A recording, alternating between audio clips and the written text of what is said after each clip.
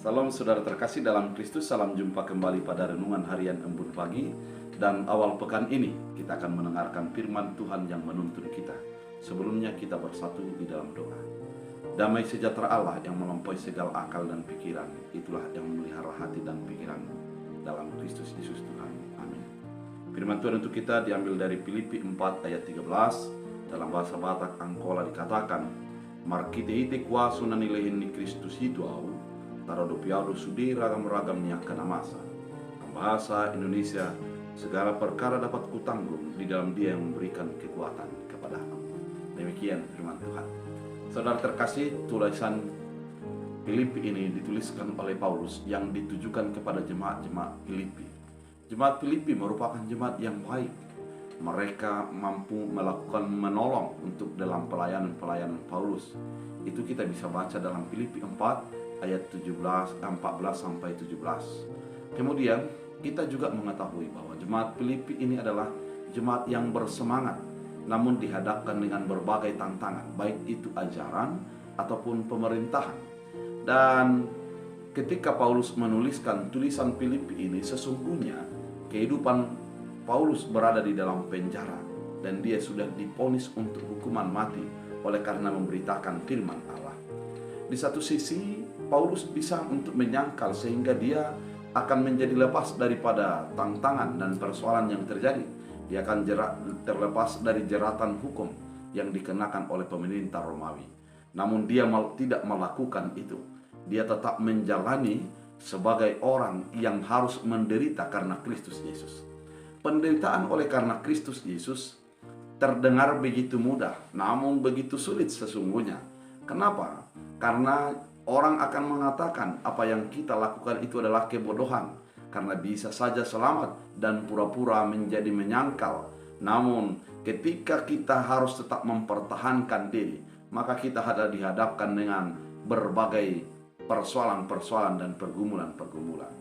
Oleh karena itu, Paulus yang pada saat itu berada di penjara dan didengarkan oleh orang Filipi bisa saja menjadi tawar hati jemaat yang mendengarkannya. Namun dia menguatkan jemaat yang berada di dalam Filipi itu dan mengatakan, segala perkara dapat kutanggung di dalam Dia yang memberikan kekuatan kepadaku. Mari kita simak dengan sederhana. Segala perkara dapat kutanggung.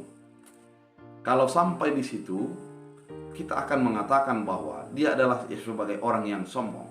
Dia mengatakan bahwa saya bisa melakukannya, saya bisa menghadapinya.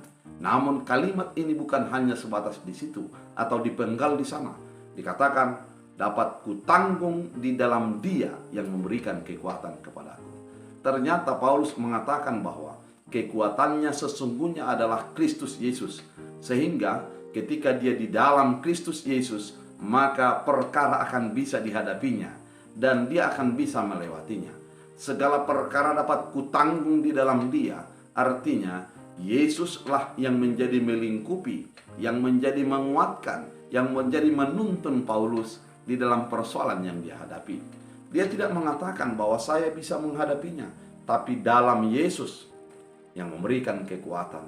Kekuatan adalah datangnya daripada Tuhan untuk menghadapi segala persoalan dan pergumulan. Ketika Tuhan sudah memberikan kekuatan, kita akan mampu untuk bertahan dalam hidup kita. Kalau kita bayangkan dengan sebuah makanan ataupun sebuah lauk yang lembek, namun ketika ditusuk dengan lidi, maka dia akan menjadi kuat. Demikianlah kekuatan yang didapatkan ketika kita bersama dengan Kristus Yesus. Kita sadari diri kita lemah. Kita sadari diri kita tidak berdaya. Namun apabila ada Tuhan di dalam kita, maka kita akan mampu untuk menghadapinya karena Tuhan bersama dengan kita. Saudara terkasih, mari di dalam kehidupan kita renungkan apa persoalan yang engkau hadapi, yang engkau merasa buntu. Serahkan dalam Kristus Yesus. Dia akan memberikan kekuatan dan memberikan kebebasan di dalam kehidupanmu. Berikan kepada Yesus Kristus yang memberikan jalan keluar di dalam perkara-perkara yang engkau hadapi. Oleh karena itu, sebagaimana Paulus mengatakan, demikianlah kita seharusnya mengatakannya.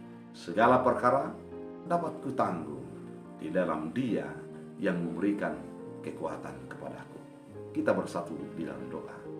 Terima kasih Tuhan atas firman ini mengingatkan kami bahwa kami tidak berdaya tanpa Tuhan, namun bersama dengan Tuhan kami dikuatkan, kami dilepaskan.